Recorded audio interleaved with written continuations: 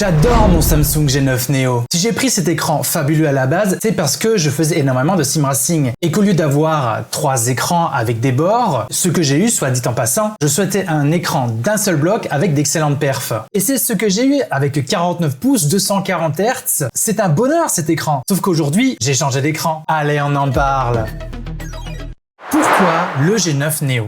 Avec le lancement des streams, je me suis attelé à d'autres jeux que du sim racing. Pour une raison simple, c'est le manque d'écran. Parce que quand je joue en sim racing, je joue sur la totalité de l'écran. Impossibilité de voir le chat ou mon retour. Du coup, impossible de voir mon live, le chat. Du coup, c'est plus réellement un live. Même si je suis en live, je ne peux plus réagir avec vous puisque je ne vois plus ce qu'il se passe en live. Du coup, j'ai utilisé une fonction de l'écran qui, il faut le dire, est un régal. C'est le Picture in Pictures ou PIP. C'est-à-dire que je demande à mon Samsung G9 Neo, via l'utilisation de 2 câbles, d'avoir 2 images, comme si j'avais 2 écrans en fait. Parce que au lieu d'avoir un 49 pouces où tu galères à mettre tes fenêtres à droite et à gauche, avec le Picture in Picture, tu n'as pas 49 pouces mais 2 27 pouces. Pourquoi changer? Ok, c'est cool tout ça, mais pourquoi si cet écran est vraiment génial, pourquoi changer? Premier point, j'ai une bête de machine. Mon PC dédié au gaming est équipé d'un 7950X 3D et d'une 7900 XTX. Les jeux en 1440p sont littéralement éclatés par la performance du PC. Et je sentais que ce PC pouvait offrir mieux. Second point, ma nuque.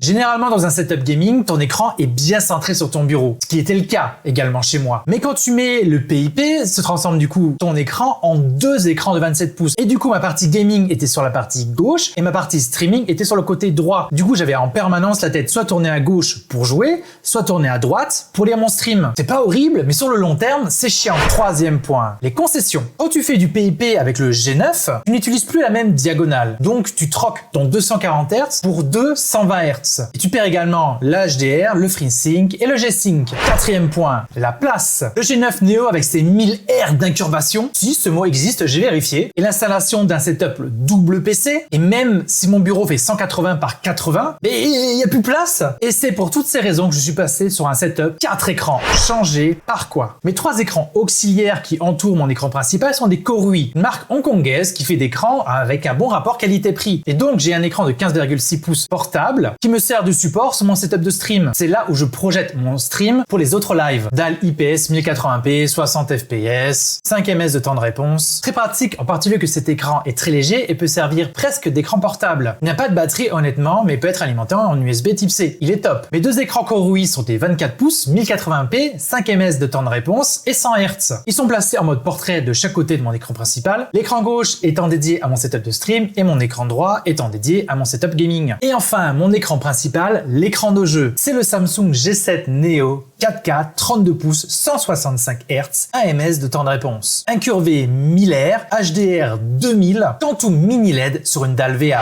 Pourquoi cet écran? Je vais vous dire en 5 points pourquoi j'ai choisi cet écran. Premier point, la résolution. Je voulais monter en résolution. Avec un PC gaming de cet ordre, je savais parfaitement qu'il était capable d'afficher les 4K sans problème. Deuxième point, la taille. Je voulais monter en taille afin de profiter au mieux de la 4K et de minimum 144 Hz. C'est la raison pour laquelle je suis passé sur un 32 pouces 165 Hz. Pour la fréquence, par contre, je regrette un peu parce que j'ai testé sur plusieurs jeux comme Overwatch 2 et les 165 Hz, je les éclate littéralement. J'aurais pu aller chercher les 240 Hz pour être plus large. Troisième point, le temps de réponse. Pour être un minimum compétitif sur le jeu, en particulier sur les FPS, il fallait un temps de réponse de 1 ms ou moins. Quatrième point, la dalle. Je voulais une dalle VA. Alors pour trouver une dalle VA dans cette catégorie, c'est très difficile. Parce que généralement, si tu veux un bon temps de réponse avec un bon rafraîchissement, tu vas partir sur une dalle IPS. La problématique sur une dalle IPS, les couleurs sont blafardes et les noirs sont très peu contrastés. Alors pourquoi monter sur une dalle 4K sans avoir de belles couleurs? Et étant donné que j'étais sur un Samsung G9 Neo en mini LED sur une dalle VA, les couleurs étaient absolument sublimes. Je voulais rester du coup sur cette gamme-là. Cinquième point, le prix. Je ne voulais pas non plus exploser le budget. Je me suis placé du coup une barre à 1000 € maximum. Et si tu rentres tous ces paramètres, il existe véritablement 5 écrans, mais si tu rajoutes un dernier petit paramètre qui est HDR, qui signifie grande plage dynamique pour la gestion des hautes lumières, si tu mets ce paramètre au-dessus de 1000, il ne reste plus que 2 écrans, le Samsung G7 Neo et le Samsung G8 Neo. À la seule différence que le G8 a 240 Hz et 500 € de plus. J'ai donc choisi le Samsung G7 Neo à 839 € sur Cdiscount. Il est assez rare que je commande là-bas, mais c'était le moins cher avec la livraison le plus rapide. Ce que j'en pense. Les points positifs. La dalle est juste magnifique. Les noirs sont beaux et contrastés avec une superbe luminosité HDR. Excellent design, mais j'étais habitué avec le G9 Neo. Pack complet avec une connectivité large et ergonomiquement top avec son Auto Switch Plus, mais également FreeSync, G-Sync, paramétrage complet.